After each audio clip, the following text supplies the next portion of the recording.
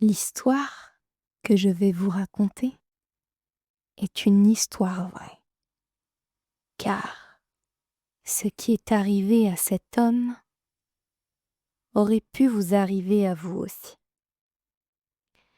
Imaginez une maison paisible dans un quartier calme au nord de l'Irlande. C'est l'histoire d'un père célibataire qui tente de créer un foyer sûr pour ses deux jeunes enfants. Mais la paix est une chose bien fragile. Et parfois, ce sont les choses que nous voyons à peine dans l'obscurité qui marquent le début d'un cauchemar. Chapitre 1. L'homme à la fenêtre. Mathieu est un homme d'une trentaine d'années habitant en Irlande. Son ex-femme a perdu la garde des enfants. Il élève donc seul ses deux enfants. Et Mathieu est très heureux dans sa vie de famille. Tout a commencé une nuit calme. Une de ces nuits où tout semble parfait et ordinaire. Lucie, 5 ans, réveilla son père en pleurant. Mais pas des pleurs habituels, mais ceux d'un enfant pétrifié. Mathieu, ayant l'habitude d'être réveillé par les pleurs de ses enfants qui cauchemardent souvent, il se leva pour le consoler. À peine entré dans la chambre, que les petites mains tremblantes de sa fille lui agrippent le bras. Le voisin, il me regarde, il me fait des grimaces, dit-elle. Le père, surpris, s'assit dans son lit. Sa jeune fille était connue pour son imagination débordante, en commençant par des monstres cachés sous le lit, des ombres menaçantes dans le placard, enfin bref, plein de classiques des peurs d'un enfant de 5 ans. Mais cette fois, il n'y avait rien d'imaginaire dans sa voix. Sa fille parlait avec beaucoup de précision. Le voisin fait des grimaces, dit-elle à son père. Quel enfant inventerait ce genre de choses? Malgré la fatigue de son père, il décida de rester quelques minutes avec son enfant pour le rassurer. Annie, la grande sœur, était déjà réveillée, assise sur son lit superposé. Elle se pencha dans le vide et fit dépasser sa tête, tout juste assez pour faire dépasser ses yeux. Elle regardait sa petite sœur avec inquiétude et épuisement. Encore un cauchemar? Papa, je n'en peux plus. Je ne dors jamais à cause d'elle, dit-elle à son père. Le père fronça les sourcils. Les cauchemars devenaient constants. Mais pourquoi cette fois parlait-elle d'un homme réel? C'était la première fois et Quelque chose dans la précision de ces mots était inquiétant. Il s'approcha de la fenêtre de la chambre, tirant doucement les rideaux. À travers l'ouverture, il pouvait voir la maison voisine. Elle était là, dans l'obscurité et silencieuse. 2 grandes fenêtres étaient visibles. Celle de gauche appartenait à la cuisine, mais celle de droite était toujours cachée derrière des rideaux bien épais. Mais ce soir-là, tout était sombre. Le père observa longuement, mais rien ne bougeait. À ce moment-là, il soupçonnait un peu sa fille d'avoir créé cette histoire afin de dormir avec son père. 2 nuits passèrent sans incident. Puis, ce fut au tour d'Annie de réveiller son père. En ouvrant les yeux, Mathieu vit sa fille au-dessus de lui, en train de le secouer pour le sortir de son sommeil. Contrairement à sa sœur, elle était calme et très raisonnable. Elle n'avait pas réveillé son père depuis des années. Étonné, il lui demande alors ce qui n'allait pas. Ce à quoi elle répondit : « Papa, le voisin, il était à la fenêtre et il me faisait des grimaces. » Cette phrase et la peur dans la voix de sa fille suffirent à mettre Mathieu sur les nerfs cette fois. Il avait pourtant fermé les rideaux avant de coucher ses enfants, comme chaque soir d'ailleurs.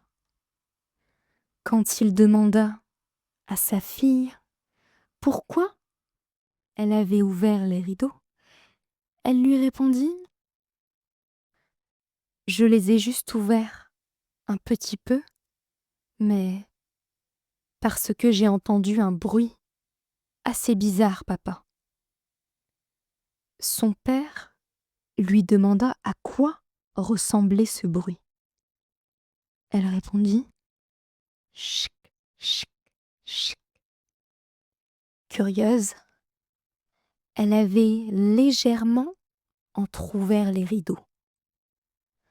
La lumière de la fenêtre droite du voisin s'était allumée pile à ce moment-là. Et c'est à cet instant qu'elle a aperçu l'homme. Il souriait, mais pas un sourire normal. Il faisait un geste bizarre avec ses doigts. Mathieu lui a alors demandé quel type de grimace faisait le voisin. Annie réfléchit un peu, puis a fait une expression que son père ne souhaite plus jamais revoir sur le visage de ses enfants, ni sur celui de qui que ce soit d'ailleurs. Elle a commencé par sourire, en montrant ses 2 rangées de dents, en laissant un léger espace entre elles. Puis, elle a froncé les sourcils de manière très exagérée, tout en inclinant légèrement son visage.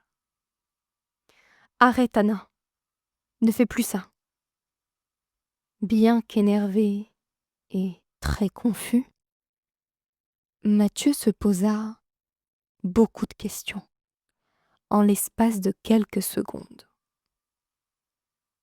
Pourquoi son voisin faisait-il cela? Voulait-il faire peur à sa fille? Jouer avec elle? Énervé et confus, il finit par conclure que, de toute façon, même si la police allait voir sur place, il n'aurait rien pu reprocher à son voisin, puisqu'il n'a rien fait d'illégal. Partie 2. La présence. Le lendemain, le père prit une décision. Il ne pouvait pas ignorer ce que ses enfants lui avaient raconté. Après avoir déposé ses enfants à l'école, il décida de se rendre directement chez son voisin. Sa voiture était garée dans l'allée, comme d'habitude, mais la maison semblait étrangement silencieuse pour quelqu'un qui ne sortait quasiment jamais de chez lui.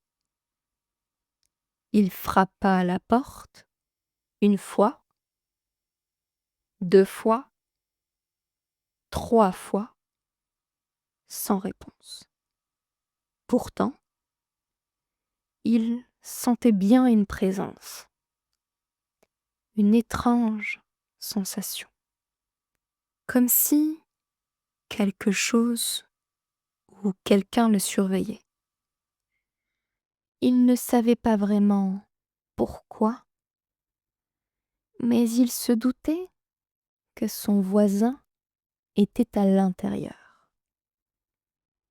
Instinctivement, il leva les yeux vers la fenêtre du second étage. Les rideaux restaient fermés et immobiles. Alors qu'il faisait demi-tour pour rentrer chez lui, une ombre passa derrière les rideaux de la fenêtre. Cette fois-ci, Mathieu était sûr que quelqu'un était bien présent dans la maison. Mais il se demandait pourquoi est-ce qu'il se cachait. Était-ce de la timidité ou quelque chose de bien plus inquiétant? Il a alors décidé d'attendre un instant, espérant un autre mouvement, une explication, mais rien de tout cela. La seule sensation était cette présence assez oppressante qui ne le quittait pas. Il décida de retourner à sa voiture et il jeta un dernier coup d'œil par-dessus son épaule. Et là, dans la pénombre de la fenêtre, il vit quelque chose. Mais ce n'était pas un visage.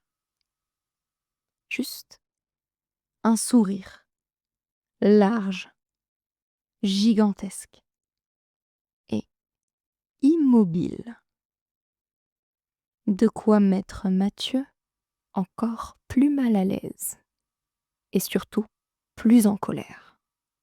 Partie 3. La nuit où tout bascule. Cette nuit-là, le père décida de rester réveillé. Un téléphone dans une main, une lampe dans l'autre. Il voulait voir de ses propres yeux ce que ses enfants lui avaient décrit. Le temps semblait infini. Les heures passèrent dans un silence oppressant, interrompu uniquement par le tic-tac de la vieille horloge dans le couloir. C'est vers minuit qu'il entendit le bruit. D'abord très léger, un chic, chic, comme si quelqu'un appelait un chien. Puis, un sifflement bas. Cela venait de l'extérieur. Son cœur s'accéléra. Lentement, il écarta les rideaux d'un geste sûr et rapide. La maison voisine était doucement éclairée, et dans cette lumière tamisée, il le vit. Le voisin se tenait à la fenêtre, immobile. Son visage, illuminé par une lumière jaune et faible, semblait déformé. Un sourire grotesque, étiré au-delà des limites humaines, étirait tous ses traits. Mais ce n'était pas seulement qu'un sourire. Ses doigts étaient tendus et raides, et il faisait un geste étrange. Ses deux doigts mimaient une marche très lente, avançant sur une surface imaginaire, et avec son autre main, il agitait quelque chose que le père n'arrivait pas à voir dans la pénombre. Puis, le voisin arrêta son mouvement après avoir compris qu'il s'agissait du père. Et, lentement, il tourna la tête vers le père afin de le regarder droit dans les yeux d'un regard terrifiant. Le sourire grotesque dispara, laissant place à une expression de rage en l'espace d'un instant. Il se leva et claqua la vitre. C'était donc au tour de Mathieu d'être effrayé. Le père de famille ne pouvait pas rester sans rien faire. Après avoir aperçu de lui-même cette horreur, il appela la police, leur expliquant tout, les sourires et les gestes. Les policiers arrivèrent en moins de 20 minutes et, rapidement, 2 agents entrent dans la maison voisine, arme à la main, après avoir toqué près d'une vingtaine de fois. Mathieu observait par la fenêtre son souffle suspendu. Quelques minutes plus tard, les agents sortirent et leur visage était fermé et choqué. Mathieu avait compris qu'ils avaient vu quelque chose de pas normal. Il est alors descendu pour leur demander si tout allait bien. Les policiers lui dirent seulement 2 choses qui ont suffi à figer Mathieu sur place. Votre voisin est mort depuis 1 semaine au moins. Mort? Mais qui ou quoi avait souri par la fenêtre? Le détail final glaçait le sang de Mathieu. Le corps du voisin avait été retrouvé dans sa chambre, mais il manquait quelque chose à son corps. Ses pieds